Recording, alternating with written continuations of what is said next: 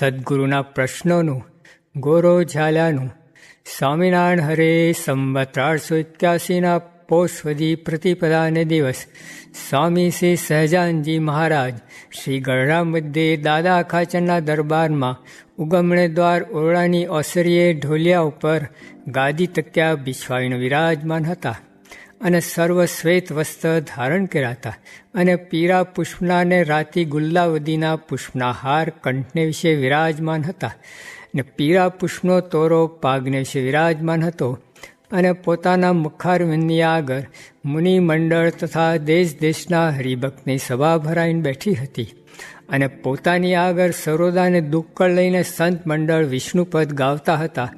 તે કીર્તન ભક્તિ થઈ રહ્યા પછી શ્રીજી મહારાજ બોલ્યા છે, આજ તો અમારે મોટા મોટા સંતને પ્રશ્ન પૂછવા છે.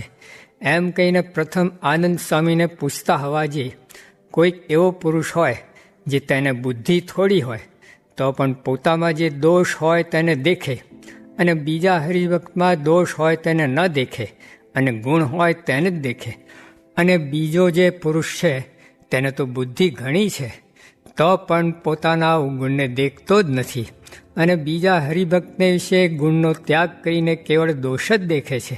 એનું શું કારણ હશે? જે થોડી બુદ્ધિવાળો હોય તે પણ પોતાના દોષને દેખે છે અને ઝાઝી બુદ્ધિવાળો છે તેને પોતાના દોષ સૂઝતા નથી. એ પ્રશ્ન છે. પછી આનંદ સ્વામીને જેવો સૂઝ્યો તેવો ઉત્તર કર્યો, પણ પ્રશ્નનું સમાધાન થયું નહીં. પછી શ્રીજી મહારાજ બોલ્યા જે એનો ઉત્તર એમ છે જે આ જન્મે અથવા કોઈક જન્માંતરને વિશે એણે કોઈક મોટા ભગવાનના ભક્તનો અપરાધ કર્યો છે. તે પાપે કરીને એની બુદ્ધિ દોષેયુક્ત છે, માટે એને હરિભક્તના દોષ સૂઝે છે ને પોતાના દોષ સૂઝતા નથી. એ જ એનો ઉત્તર છે. એમ કહીને પછી શ્રીજી મહારાજ નિત્યાનંદ સ્વામીને પ્રશ્ન પૂછતા હવા જે ભગવાનને પામવાનું એક જ સાધન છે કે ઘણા સાધને કહીને ભગવાન પમાય છે? ત્યારે તમે એમ કહેશો જે જ્ઞાન, વૈરાગ, ભક્તિ અને ધર્મ એ 4 સાધને કહીને પમાય છે. તે જ્યારે 4 સાધને કહીને ભગવાનની પ્રાપ્તિ થાય છે ત્યારે એક ભગવાનના આશ્રય કહીને જ કલ્યાણ થાય એવા અનન્ય ભાવનો નિર્ધાર રહ્યો નહીં. પછી નિત્યાનંદ સ્વામીએ બહુ પ્રકારે ઉત્તર કર્યો, પણ પ્રશ્નનું સમાધાન થયું નહીં. પછી શ્રીજી મહારાજ બોલ્યા જે કલ્યાણ તો એક ભગવાનના આશ્રય કરીને જ છે, પણ ભગવાન છે તે અતિ સમર્થ છે ને તેની આજ્ઞાને બ્રહ્માદિક સમગ્ર દેવ પાળે છે તથા કાળ માયાદિક જે સર્વે બ્રહ્માંડના કારણ તે પણ ભગવાનના ભય થકી સાવધાન થઈને ભગવાનની આજ્ઞામાં રહે છે. માટે ભગવાનનો ભક્ત હોય તેને ભગવાનની આજ્ઞા છે તે દ્રઢ કહીને માનવી એ જ ભગવાનના ભક્તનું લક્ષણ છે.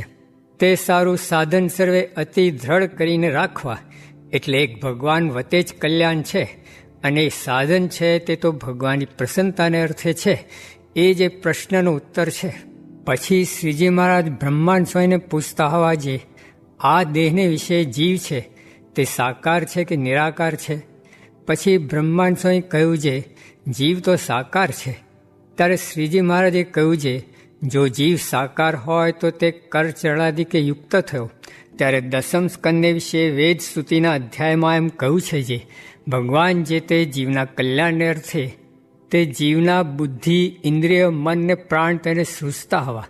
તે જો જીવ સાકાર જ હોય તો તેને અર્થે બુદ્ધિ, ઇન્દ્રિય, મન, પ્રાણ સૂર્યાનું શું કામ છે? માટે એવી રીતના શાસ્ત્રના વચનને જોતા એમ જ નિર્ધાર થાય છે જે જીવ જે તે સ્વરૂપ સ્વભાવે કહીને તો સત્તા માત્ર છે ને ચૈતન્ય વસ્તુ છે અને અનાદિ અજ્ઞાનરૂપ એવું જે કારણ શરીર તેણે યુક્ત છે. અને જેમ ચમકપાણ હોય તે લોઢાને તાણીને લોઢા સાથે ચોંટી રહે છે તેમ એ જીવનો પણ ચોંટવાનો સ્વભાવ છે. તે માઇક એવા જે સ્થૂળ ને સૂક્ષ્મ 2 શરીર તે સાથે ચોંટે છે અને જીવ અજ્ઞાને કરીને તે શરીરને વિશે પોતાપણું માને છે, પણ વસ્તુગતે તો એ જીવ શરીર જેવો નથી. પછી બ્રહ્માંડ સ્વામી કહ્યું છે જ્યારે ભગવાનની ભક્તિએ કહીને જીવના અજ્ઞાનની નિવૃત્તિ થાય છે ત્યારે એ જીવને સ્થૂળ, સૂક્ષ્મને કારણ એ માઇક 3 દેહનો સંબંધ રહેતો નથી.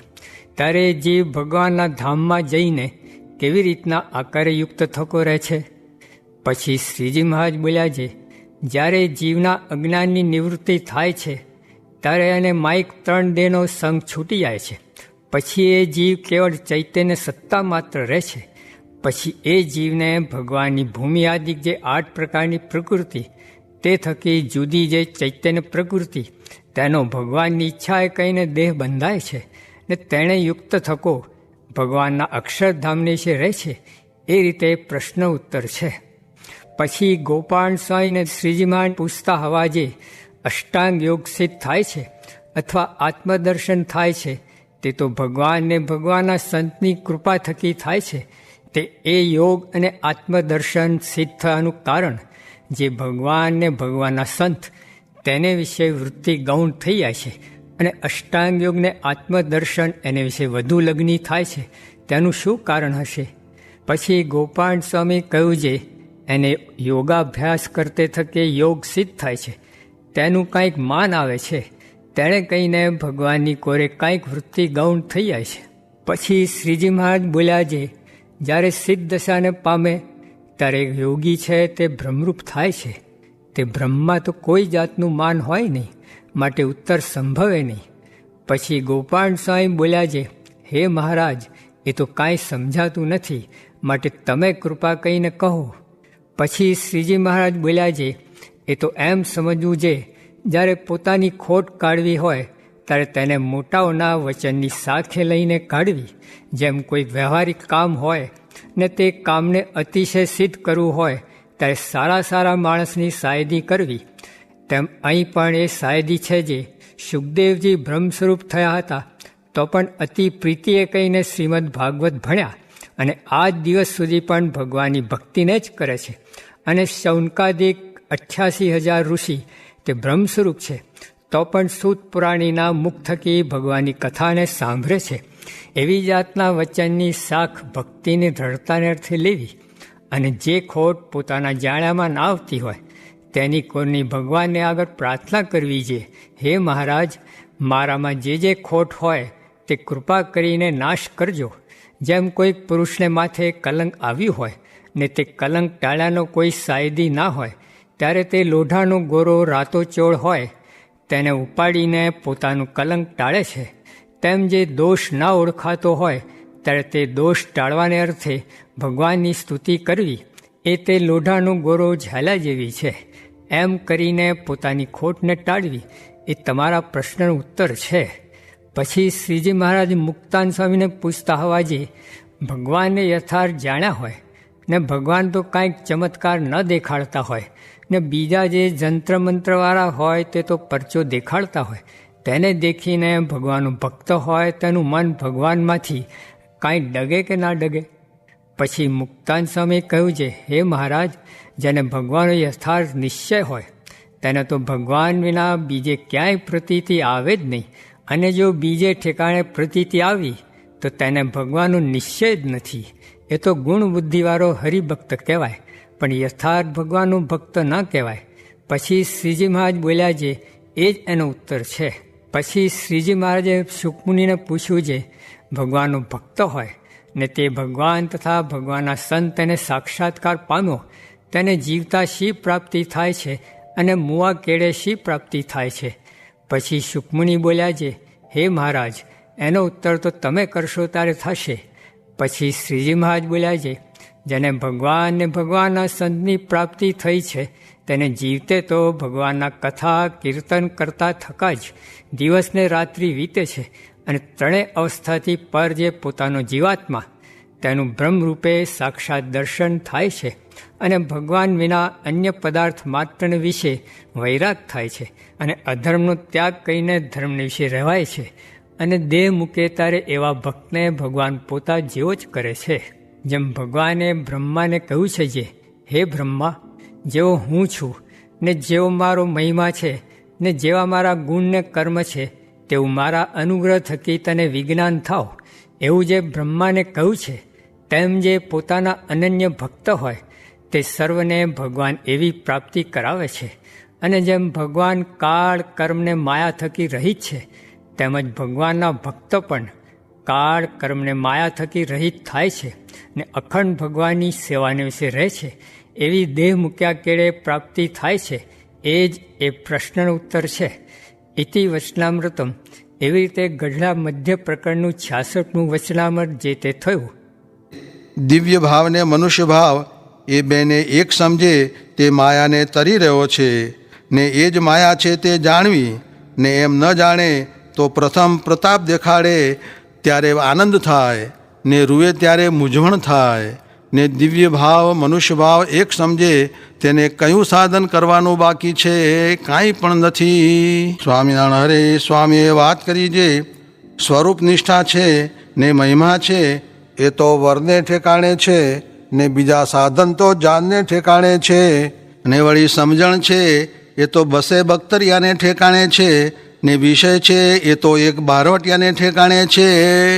સ્વામિનારાયણ સ્વામીએ વાત કરી જે 1000 વર્ષનો ખીજડો હોય તેને સાગરિયું થાય છે, ને 5 વર્ષનો આંબો હોય તેને કેરિયું થાય છે. તે તો દ્રષ્ટાંત ને એનું સિદ્ધાંતો એ છે જે ગમે તેવો શાસ્ત્રી હોય કે ગમે તેવો પુરાણી હોય, પણ આ પ્રત્યક્ષ ભગવાન ને આ પ્રત્યક્ષ સંત તેની ઓળખાણ જો ન હોય તો તે ખીજડા જેવા છે, ને તેને સંગે ટાઢું કે સુખ થાય જ નહીં. અને વિદ્યા પણ બહુ ન ભણ્યો હોય, ને અવસ્થા પણ થોડી હોય, ને કુળ ઊંચું ન હોય, પણ જો આ પ્રત્યક્ષ ભગવાનને વિશે નિષ્ઠા થઈ ને આ સાધુની ઓળખાણ થઈ તો તે આંબા જેવા છે, ને તેને સંગે તો ટાઢું થઈને સુખ્યો થઈ જાય છે. માટે જે ખીજડા જેવો હોય તેનો સંગ ન કરવો, અને જે આંબા જેવો હોય તેનો સંગ કરવો. તે ઉપર શ્લોક બોલાવીને કહ્યું જે 12 ગુણે યુક્ત બ્રાહ્મણ હોય ને જો પ્રત્યક્ષ ભગવાન સાથે ઓળખાણ ન હોય તો તે કરતાં ભગવાનનો ભક્ત સ્વપચ હોય તે શ્રેષ્ઠ છે એમ કહ્યું છે. તે માટે ભગવાનના ભક્તને ઓળખીને સંગ કરવો જેથી છેલ્લો જન્મ થઈ જાય. સ્વામિનારાયણ હરે સ્વામીએ વાત કરી જે પ્રગટ ભગવાન છે, પ્રગટ સાધુ છે, પ્રગટ મોક્ષ છે, માટે ધર્મમાં રહીને આવરદા પૂરી કરવી. બહુ જ મોટો લાભ થયો છે તેને સાચવવો. નિકર જેમ ચિંતામણીને કોઈક આંખમાં ધૂળ નાખીને લઈ જાય તેમ લઈ જશે, ને ભગવાનનો એટલો પરચો છે જે ભગવાન વિના બીજાથી આટલા જીવના અંતર શુદ્ધ થાય નહીં. ભગવાન હોય તે અંતર ઝાલે, ને આ તો બહુ જ લાભ થયો છે. તે શું જે મહારાજનું પ્રગટ થાવું ને તેવામાં આપણો જન્મ થયો ત્યારે આ વાતો મળી છે, તે તો બહુ જ લાભ થયો છે એમ ઘણી વખત કહ્યું. સ્વામિનારાયણ સ્વામીએ વાત કરી છે એક તો પતિનો ગર્ભ ને એક તો પરપુરુષનો ગર્ભ, તેમાં ફેર છે, તેમ ભગવાનનું બળ ને સાધનનું બળ તેમાં ભેદ છે એમ મહારાજે કહ્યું છે. સ્વામિનારાયણ હરે સ્વામીએ વાત કરી છે પ્રભુ મળ્યા તે વાસ્તે કોઈ વાતની ચિંતા નથી, ને સંકલ્પને જ્ઞાને કરીને ઉડાવી દેવા, ને તપ કરેથી ક્રોધી થવાય છે. પૂર્વે દુરાસાદિક તપ કરીને ક્રોધી થયા છે એમ કોઠારમાં વાત કરી.